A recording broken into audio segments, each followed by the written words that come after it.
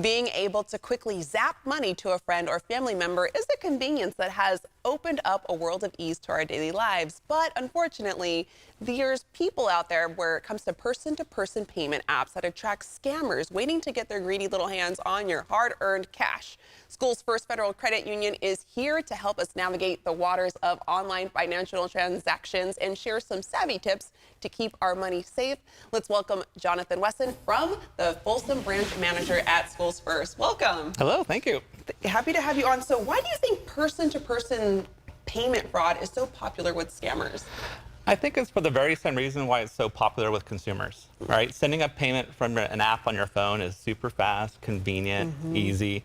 And so now it's become so adopted within our the population that people will use it all the time. So now that's opened up doors for the scammers to try to access that money that's so easy for you to send. Okay, that makes sense. It's convenience for us, so they're trying to figure out how they can get into that. So when it comes to fraudulent credit cards, we often have options to dispute and recover those charges that have been made. When it comes to person payment, do we have options to resolve that? Unfortunately, no.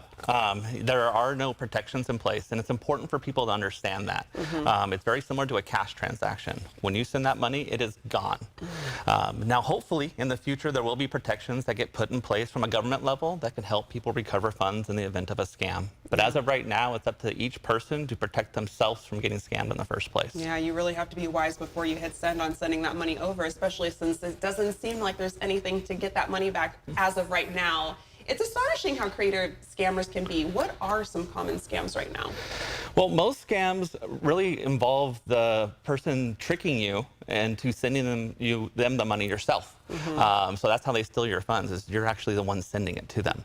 And they do that by creating a sense of urgency, and they'll combine that with like a negative ramification. So for example, you might get a message on your phone that says, this is your utility company, and your last payment wasn't received, and your power is going to be shut off immediately if you don't send us a payment through this payment-to-payment, person-to-person payment app.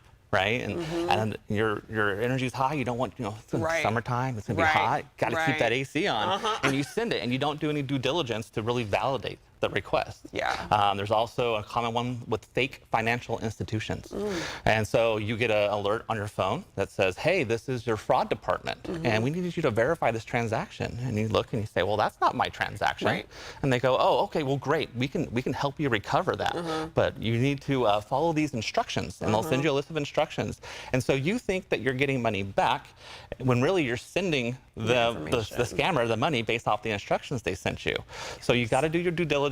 You got to verify the request. Yeah, and you kind of mentioned, like when you mentioned that scam of, hey, you didn't pay your energy bill, you mentioned, and it's accurate. You go into that moment of panic and like, well, let me get this resolved ASAP, but you also want to make sure you're checking everything on your end before responding to that to make sure you're not getting scammed.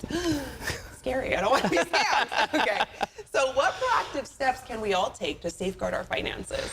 Be skeptical, right? Be alert, be aware. So if you're getting a message that's sent to you with a sense of urgency that you have to pay them right away, or they're asking for like your account credentials, most legitimate businesses or organizations don't interact with their customers that way, right? So go contact the business in question directly yourself. Don't reply to the alert that you were sent, and look at their website, their official website, and use that information to contact them and validate them. If you're dealing with a business that's demanding money and their only option, they're very adamant that you have to use this person-to-person payment app to pay them, you might want to walk away from that. That's not how businesses usually collect money, right? And when you only send money to people you know, friends and family. And as you alluded to earlier, you want to make sure that that number is right. Because once that money's gone, it's gone. Yeah, I was going to say, thankfully, some apps now, they do add that additional, when you're sending money, it's like, are you sure you haven't sent money to this person before? So I even will double check on my end, like, yes, I'm sure, but let me just double check, because like you mentioned, once you send it, it's gone. So you want to make sure you're sending it to the right person. Absolutely. Any other additional tips when it comes to not falling victim to being scammed? Yeah, if you're going to be using these platforms, make sure your phone software is up to date, right? So you have all the newest security features, and avoid charging your phone at public USB devices. Yeah, so those USB devices could be have viruses that are going into your phone, or when you plug it in, it could be transmitting the details, your information to the scammer directly.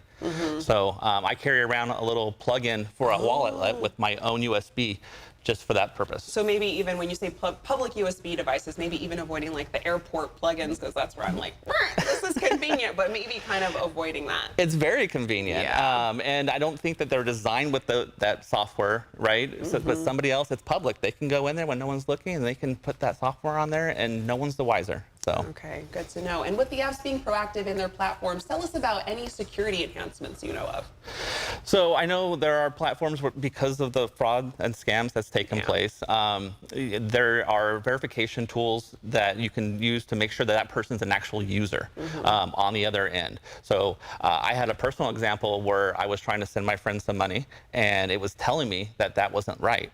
It's a newer feature that wasn't there before. Yeah. And so I contacted him, and I said, hey, this isn't adding up. Let's, what's going on? And so he had to go and look and say, oh, on this platform, I have this number as my number. Yeah. But because it was someone that I knew, personally, I was comfortable making that change and sending it out. If you don't know this person, if they're demanding payment, you've never met them before, Avoid.